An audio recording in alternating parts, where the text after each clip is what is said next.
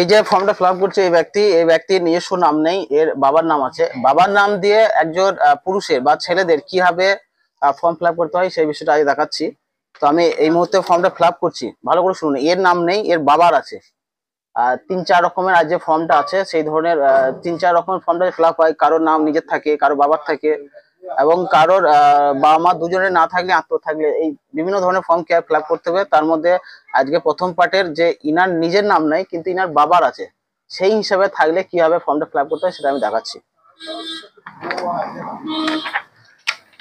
প্রথম পোর্শনে এখানে ওর পুরো ডিটেলস দিয়ে দিলাম। এবার যেহেতু বাবার নাম আছে তাহলে এই দিকটা ছেড়ে দিয়ে শুধুমাত্র এই দিকটা ফিল আপ করবো।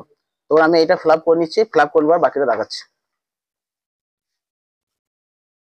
এই দেখুন, যেহেতু ইনার বাবার নাম আছে, বাবার নাম যেটা সেটা এখানে বসিয়ে দিলাম।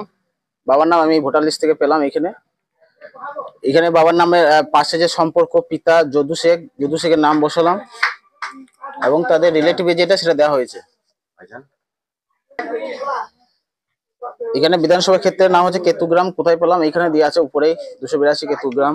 এরপর আছে এখানে যে বিধানসভা ক্ষেত্রের নাম্বার লিখেছে 282, কোথায় পেলাম এই দেখুন উপরেই দেওয়া আছে এখানে 282। আর অংশ নাম্বার কোথায় পেলাম, এগুলো অংশ নাম্বার দেওয়া আছে এইখানটায় উপরে। আর সর্বশেষ যেটা আছে ক্রমিক সংখ্যা 103, ক্রমিক সংখ্যা দেওয়া আছে দেখুন এখানে 103। এটা হলো যাদের বাপের নাম আছে পুরো কমপ্লিট একটি ফর্ম ফিল আপ।